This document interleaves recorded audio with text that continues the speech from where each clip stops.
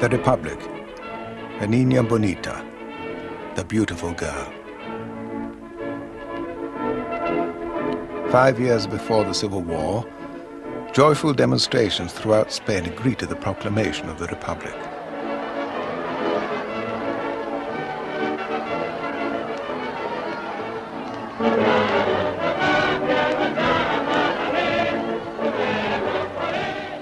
The monarchy had fallen without violence. To the crowds, the Republic meant that Spain had broken through to the 20th century, to progress, to a long-delayed victory for social and economic change. It was an April day, spring-like. It was a mild day with sunshine. So we walked, and there were huge throngs of people in lorries, the few cars that there were in those days, in trams. And then, unexpectedly and surprisingly, Republican flags appeared everywhere. Nobody knew where so many had come from.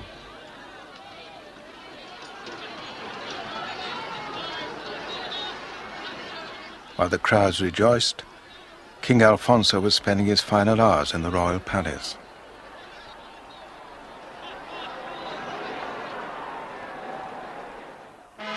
Only weeks before, he had led the solemn Palm Sunday ceremonies, unaware that the monarchy was doomed.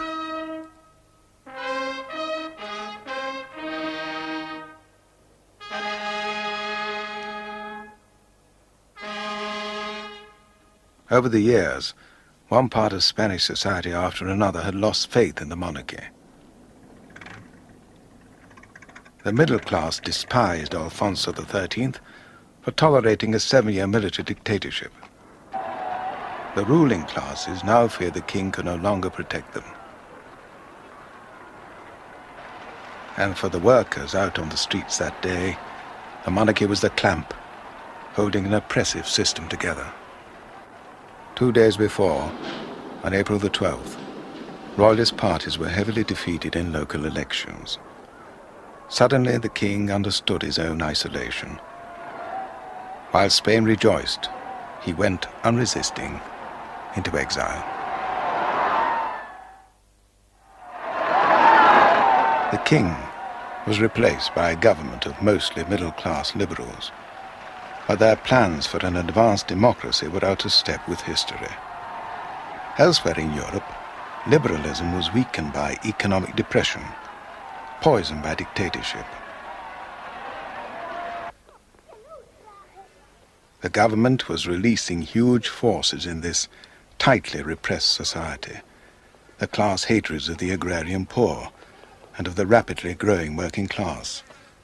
Yet these Republican optimists and their socialist allies thought that orderly reforms would soon transform the nation.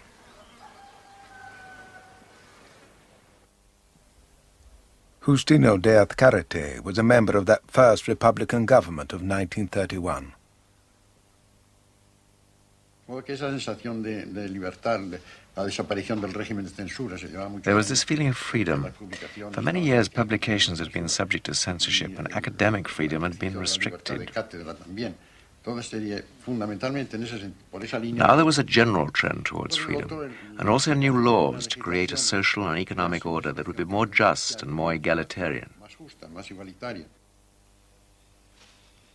The farm laborers and the industrial workers, underpaid, almost unprotected, and frequently unemployed, hoped that the Republic would immediately end exploitation and break the power of the old ruling classes. Narciso Julián was a young socialist at the time. La llegada de la República significaba para la clase obrera una gran esperanza. The birth of the Republic brought great hope among the working class that their aspirations would be satisfied. That was the main feeling among industrial workers and peasants.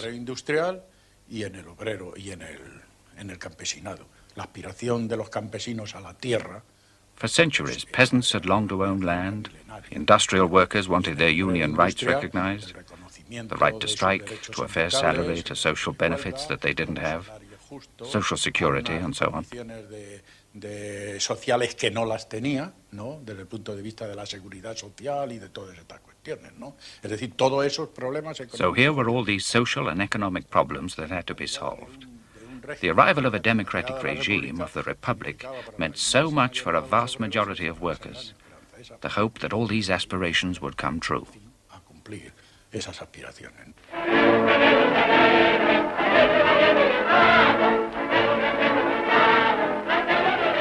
For many, the Republic seemed already the revolution. But the Republic's leaders knew that under the new political surface, the pillars of the old society remained untouched. A powerful and deeply conservative church hostile to change. An army accustomed to having the last word in politics. A possessing class determined to defend its privileges. Southern Spain, above all, was an area of big estates, rich landowners. Many were hated by the landless farm labourers, nearly 750,000 of them for whom daily survival was a struggle. On the one side there was a huge number of impoverished labourers, and on the other a few landowners.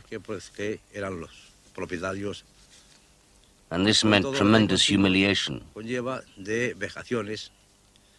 the point where labourers here were hired as though they were cattle in a market.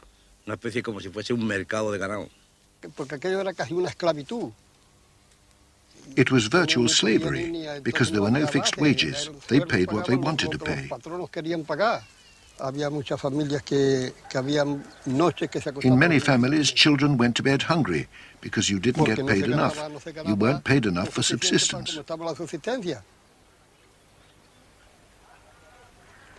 The Republic knew that democracy might collapse if land was not divided more justly.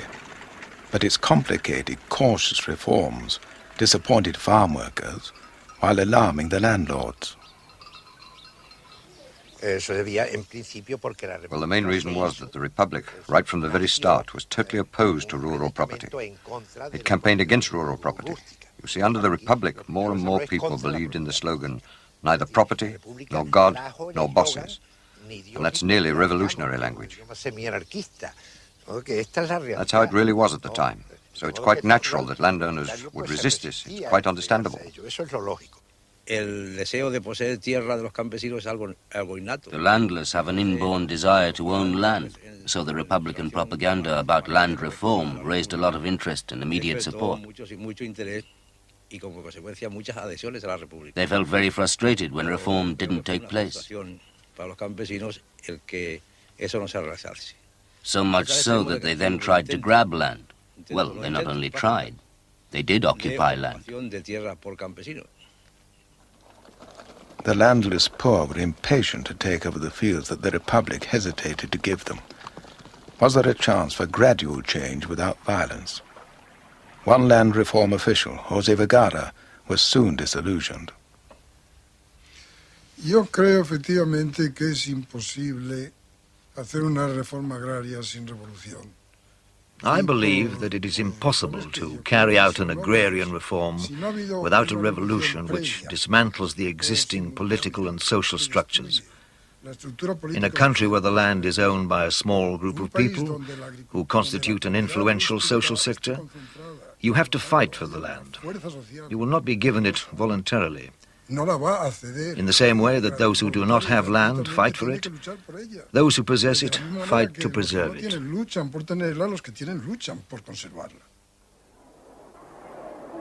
The turmoil in the countryside challenged the fabric of society and the church. Farm workers, like the urban poor, often saw the priest as the ally of the landowner or the factory owner.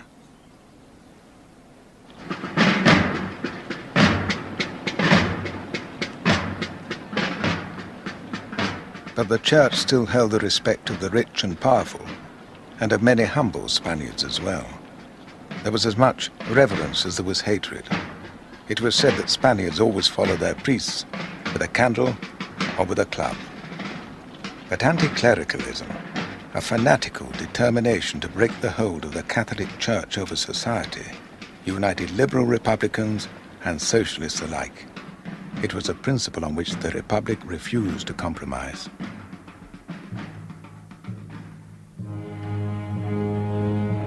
Less than a month after the proclamation of the Republic, this resentment against the church erupted in violence. Following a riot outside a royalist club, mobs set fire to half a dozen convents in Madrid. As the convents were burned and looted, the police stood by and watched. Manuel Azaña, then Minister of War, said that day that all the churches in Spain were not worth one Republican life.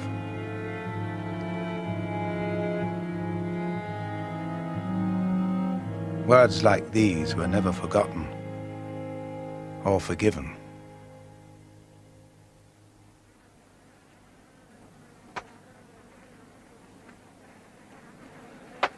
Nearly half the population was illiterate.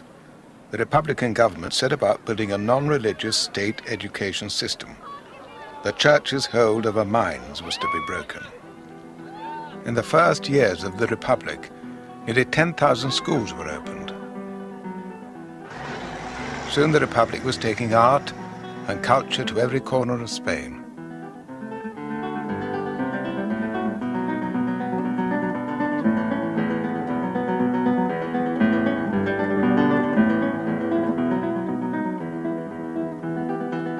La Barraca was part of this offensive. The Spanish intellectuals were eager to act as the Republic's missionaries of enlightenment.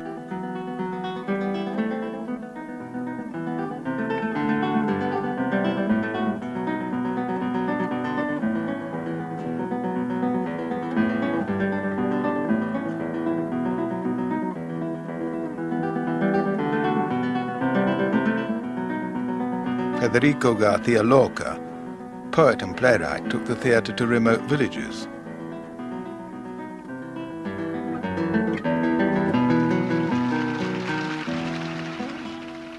In Calderón's classic, Life is a Dream, Lorca played the part of the shadow.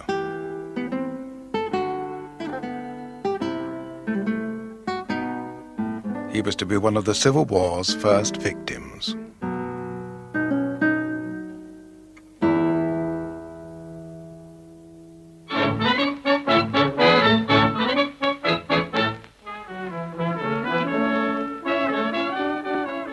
This cultural upsurge also gave fresh energy to regions which felt themselves distinct from the rest of Spain.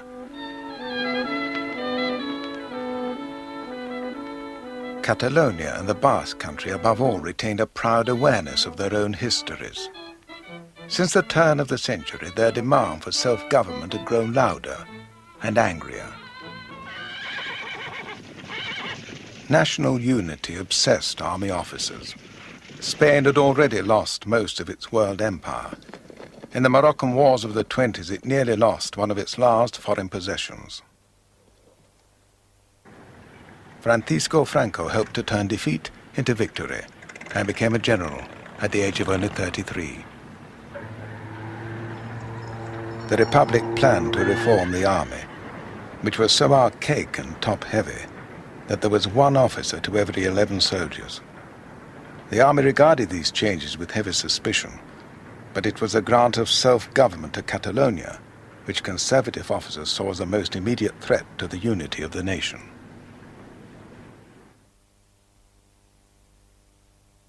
August 10th, 1932.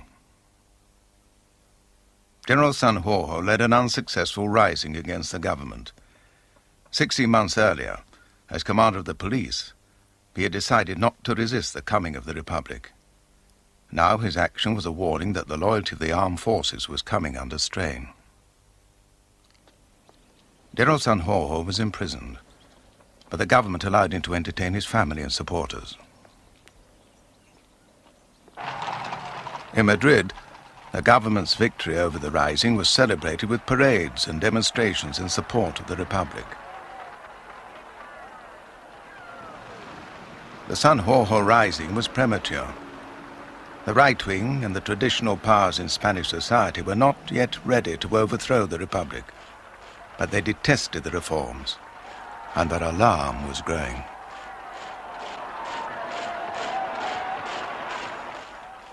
On the left, too, disillusionment was spreading. The hungry, the landless, the unemployed and the underpaid were beginning to confront the state openly. One source of this left-wing opposition was anarchism, gathered round its trade union, the CNT, born during the bloody social conflicts of Barcelona in the early years of the century. The CNT's creed was anarcho-syndicalism, the belief that revolution would lead to total worker self-management. Although the anarchist movement had weakened in the rest of Europe, in Spain it had prospered. By 1932, the CNT claimed over 1 million members.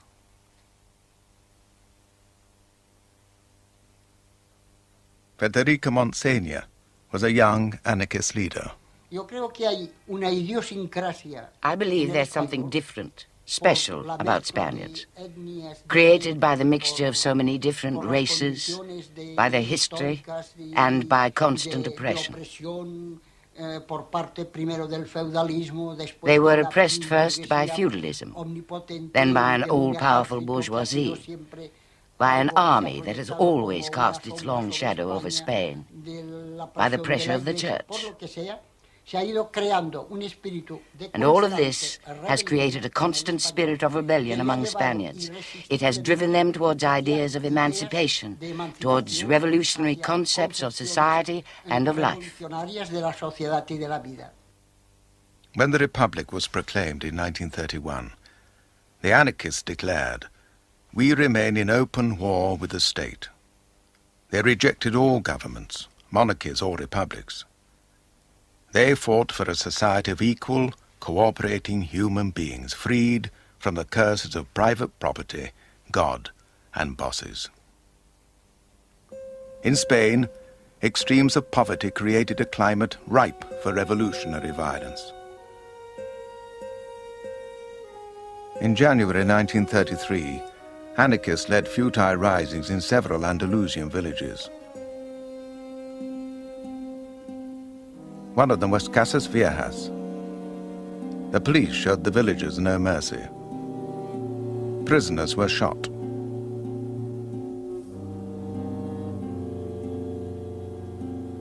One house defended by anarchists was set alight, and the occupants died. The blame for these tragedies was put on the Republican leaders. The socialists decided to pull out of the government, disgusted at scandals like Casas Viejas, delaying the reforms, and mounting unemployment. New elections were called in 1933. The socialist left was now losing faith in the whole parliamentary system. The anarchists had never believed in it anyway. Most of the right had not yet rejected parliamentary democracy. They hoped that by winning the elections, they could still halt and reverse the whole tide of events. A new party emerged on the right. It was called the CETA. This was Spain's first mass Catholic party. Its leader was the ambitious young José María Gil Robles, who had learned from the campaign style of the Nazis. The right wing made a supreme effort to bring out its voters. It was helped by women who were voting for the first time. Ironically, it was the Liberal Republic that had given them the franchise. The elections of November 1933 made CETA the largest party in Parliament. Gil Robles became the hero of conservative Spain. The government shifted right. The reform program slowed down or went into reverse. The left was appalled. Behind Gil Robles, they suspected the shadow of fascism was waiting. Oggi il popolo italiano e il regime fascista sono una unità compatta, infrangibile, formidabile, che può sfidare come sfida tutti i suoi nemici e anche il vantare del tempo. By 1934, fascism was reaching out across Europe. In Germany, the Nazis were crushing what opposition remained. The Spanish socialists were determined not to go down without a struggle. They imagined there would soon be jackboots on the streets of Madrid if CETA and Gil Robles took power. When CETA did join the government in October 1934, the Spanish socialists decided to strike back.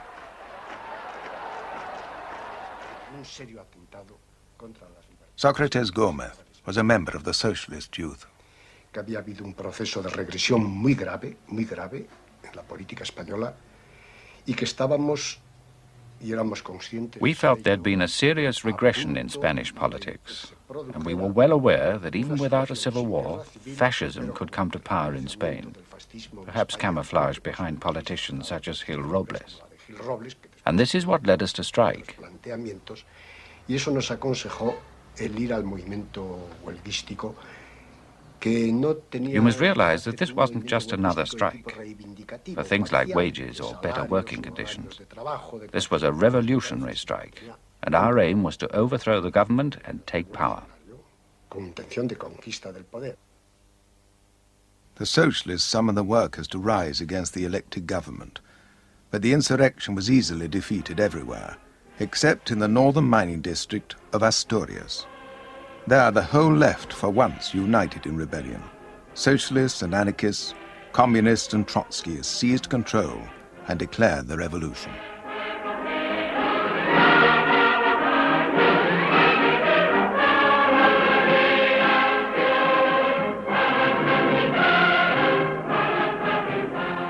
The coal miners shut down their pits and marched out eagerly to fight for Red Asturias. We felt this tremendous excitement. We had dynamite ready to blow everything up, and everybody was behind us. The whole village was ready to go, even the kids, men, women, children, everybody. It was open war against the Madrid government. The miners drove back local army units and murdered some of their political enemies. But the government now sent Moroccan troops and the Spanish Foreign Legion into the battle.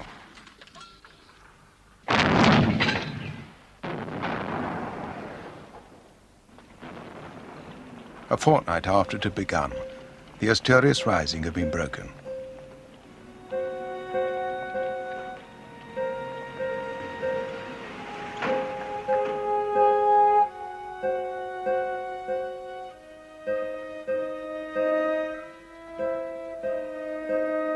The fighting had ravaged towns and villages. General Franco helped to plan the government campaign. As the army fought its way along the Asturian valleys, the defeated miners were shown no mercy. The civil guard did it, and the army troops, and some of the local bosses who went with them pointing out suspects. They said, this one, that one. That was it. That's what happened. They killed all sorts of people. Nearly 2,000 people were killed in the Asturias Revolution, some of them slaughtered in cold blood. Tens of thousands were marched off to prison. In Spain as a whole, the socialist-led rising had failed to get off the ground because the left could not act together. But the lesson of Asturian unity sank home. Over the next 2 years, the left drew closer together as the government imprisoned opposition leaders and demolished their reforms. In 1936, with elections approaching once more, most of the left united in a popular front. The anarchists did not join, but supported the Popular Front in order to rescue their own imprisoned supporters.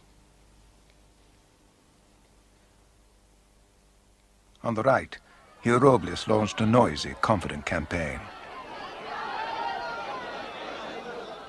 He claimed that he alone stood between Spain and a murderous Bolshevik revolution.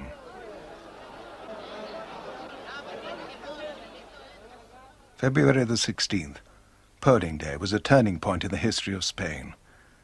As the results came in, it became clear that the Popular Front had won the largest block of seats. The release of political prisoners began. Dolores Ibarruri, known as La Pasinaria, had been elected as a communist MP for Asturias. So then I went to the prison. The governor had run away, but his deputy was there. He said, "I haven't received any orders." I replied, I'm the MP for Asturias. I was beginning to sound very grand. I said, please give me the keys. The prisoners are coming out today. He finally said, here they are. So I ran along the corridors of the jail, shouting, comrades, all out. It was very moving.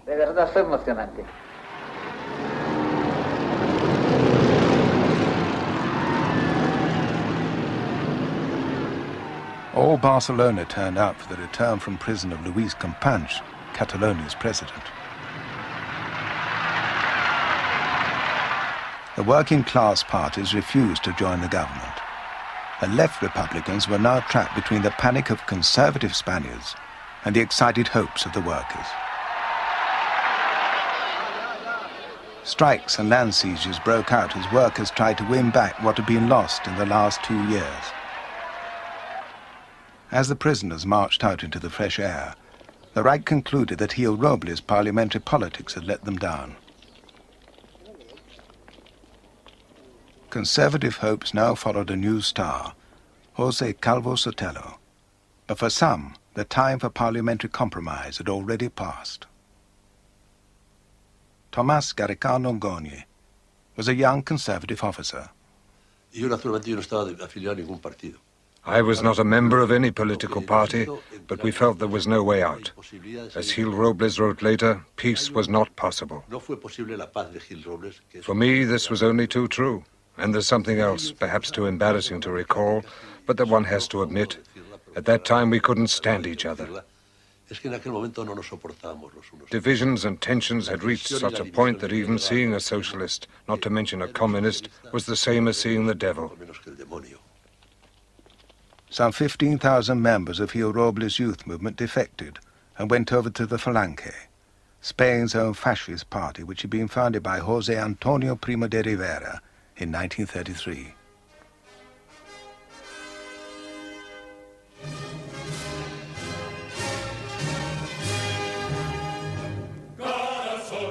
José Antonio insisted, even to audiences outside Spain, that he was not just copying fascism elsewhere.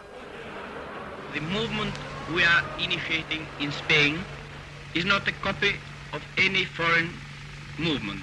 It has learned from fascism what fascism has of the idea of unity, authority, and substitution of the struggles among classes by the idea of cooperation.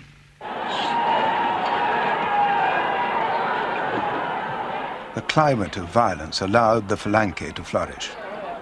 José Antonio was arrested, and the Falange was banned. But they had helped to ensure that rioting and political murder became predictable when left and right collided.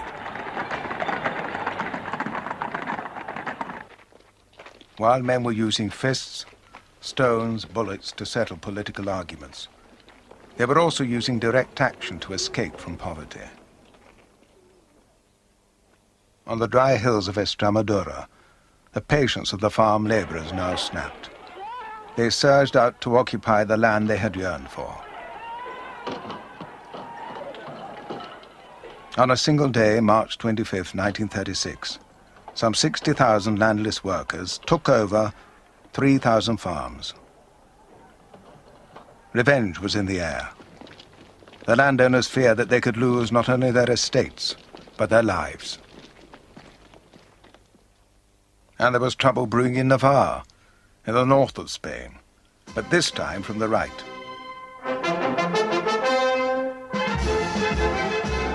The Carlists were traditional monarchists, whose catechism was God, fatherland and king, their own Carlist king. Fanatically religious, they were locked into a medieval view of the world. The Carlists had rebelled against a liberal monarchy in the 19th century. Now they were eager to overthrow this godless Red Republic.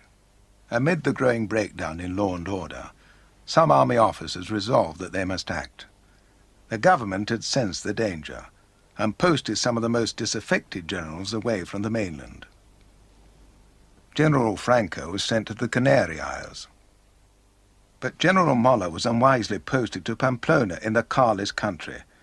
From here, Mola, El Director, began the secret organization of the plot.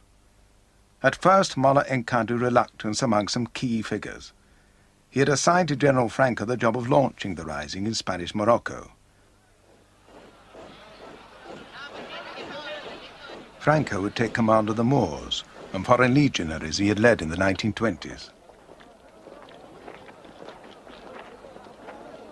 But Franco hesitated to commit himself.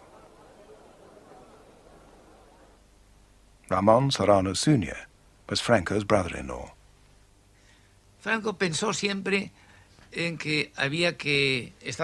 Franco was obsessed with the danger of communism.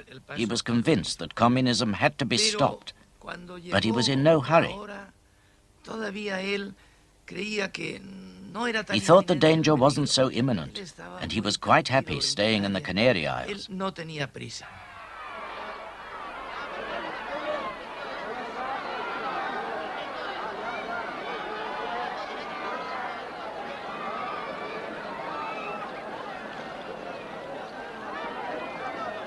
May 1st, 1936. The parade was intended to show the Republic's enemies that the left had overwhelming strength.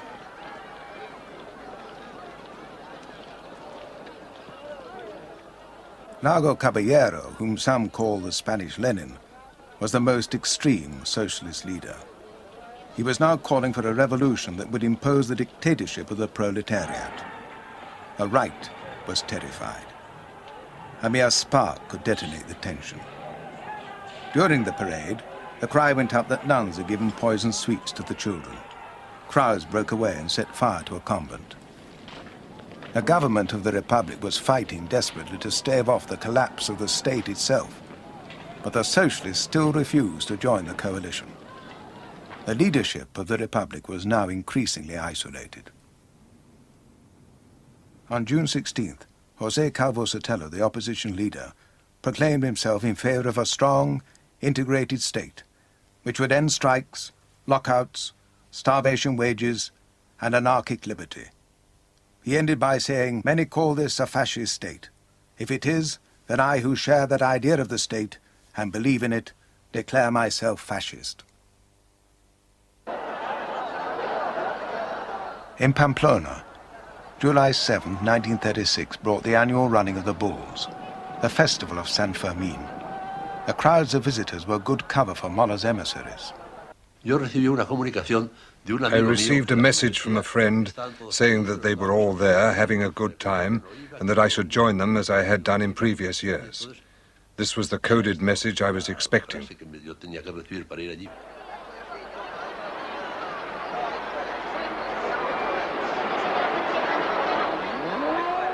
As the bulls plunged about the ring, Mola and his plotters were solving their last problems. The rising had been postponed, as the Carlists squabbled about which flag they should march under, and some army officers still refused to betray the Republic.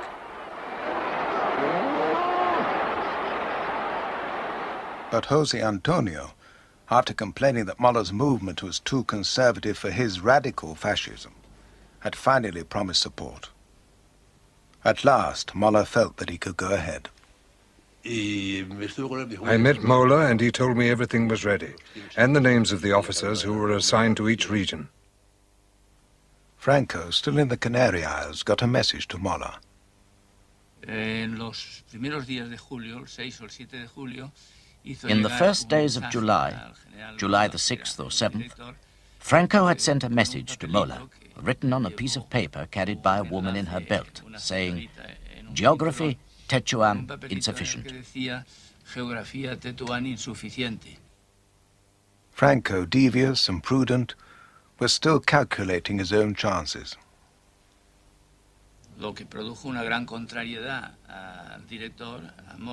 This really upset Mola, el director. He was very irritated. He said, "Franco will never get here in time. It will all be delayed, and the government is going to break it all up." But the plan to ferry Franco to Morocco went ahead. The search for the right ferryman ended in the home counties, at Croydon Airport. Captain Bebb, a freelance pilot, was introduced to a gentleman from Spain. And he asked me if I was prepared to go to the Canary Islands to get a RIF leader to start an insurrection in Spanish Morocco. I thought, what a delightful idea. What a great adventure. On July 11th, Captain Bebb took off from Croydon.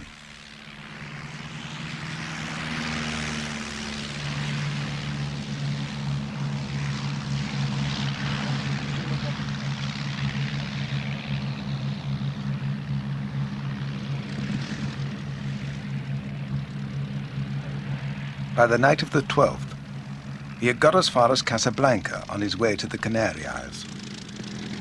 But it was what happened in Madrid that night that unlocked the last gate to disaster. It began here, at the home of Lieutenant José Castillo. He was a left-wing officer in the Assault Guards, the Republic's own police force. His life had several times been threatened by right-wing extremists.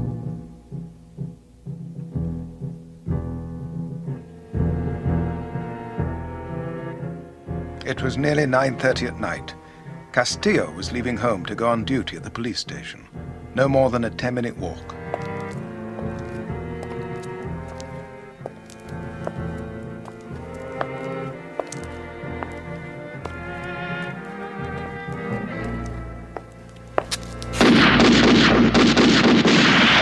He got no further than the corner. News that Castillo had been murdered soon reached the police station. Outraged, his comrades demanded that all right-wing extremists should be rounded up. Headquarters sent them a list.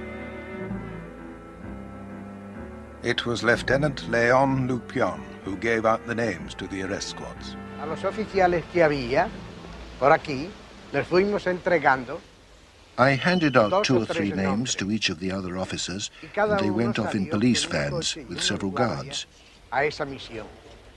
Y al final and finally, there was just one van left in the corner there, van number 17.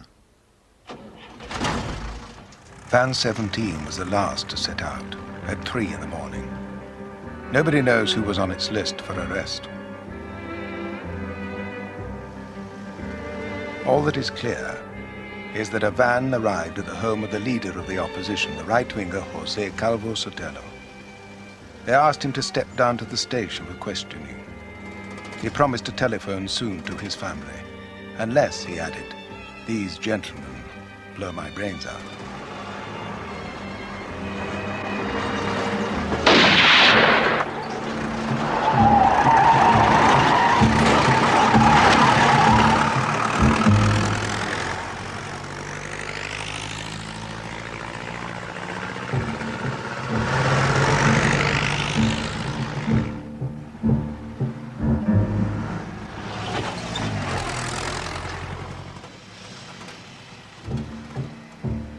His dead body was dumped to the gate of the East Cemetery. It was not the authorities who had ordered his arrest, but there was no way the government could escape the blame. The leader of the opposition had been assassinated in the custody of the government's own special police. The Calvo Sotelo murder brought the fury of conservative Spaniards to its peak. Its timing, a malign coincidence, offered the army plot mass support at a crucial moment. Entonces, todas las dudas y vacilaciones que aún existían. It was then that all the doubts and hesitation about whether to call the uprising immediately or to wait for the disintegration to spread so that we would be more justified, all those doubts disappeared. Within hours of the murder, Muller dispatched a coded telegram. It read, "On the 15th last, at 4 a.m., Helen gave birth to a beautiful child. Hidden here were the date, time, and place of the uprising. July 18th, at 5 a.m., in Morocco." The Republican government knew that Spain was close to explosion, but it failed to take seriously the approaching spark, the military uprising. The left knew all too well what was coming, and the workers were already garrisoning party and trade union offices. At midnight, the socialist leader, Indalecio Prieto, with some of his colleagues, met the Prime Minister, Casares Quiroga. They had begged him to arm the people, but Casares thought this would fling away the last hopes of law and order. He refused. At dawn, on July 14th, Captain Bebb took off from Casablanca. Destination, the Canary Isles. That same morning, the funerals of Castillo and Calvo Sotelo took place. Clenched fist for Castillo's coffin. The straight-arm fascist salute for Calvo Sotelo. What remained a political middle ground in Spain was crumbling. Disaster now seemed inevitable. Juan Molina was an anarchist militant in Barcelona. We hadn't slept at home for several nights. We were grabbing what sleep we could on floors of the Union and our newspaper offices. We were waiting for the inevitable. In our newspapers, we were telling our members to be prepared. Everybody was ready because we knew the coup was bound to come. Josep Tarradellas, the Catalan leader, called on the Prime Minister, but Casares Quiroga still refused to see what was about to happen. While we were chatting, news arrived of army unrest in Morocco. There were reports that some generals were about to rise, although General Franco's name still wasn't being mentioned. So then I told him, my friend Casares, I'm convinced that the army is going to rise against Spanish democracy. He said, I'm sure it won't. Casares Quiroga could not believe the generals would go so far. But on July 17th, the day before it was planned, the rising erupted here in Melilla. Next day it spread to other towns in Morocco, even before General Franco had arrived to lead the Army of Africa. The military plotters assumed that their coup d'etat would succeed swiftly. The government of the Republic, in turn, thought it was strong enough to stamp out this erratic rising.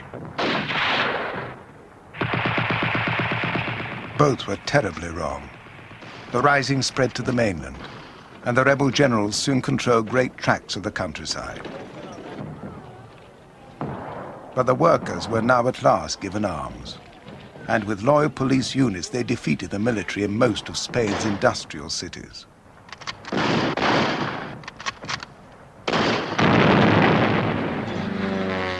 There could be no rapid victory either way. The rising swelled into full-blown counter-revolution.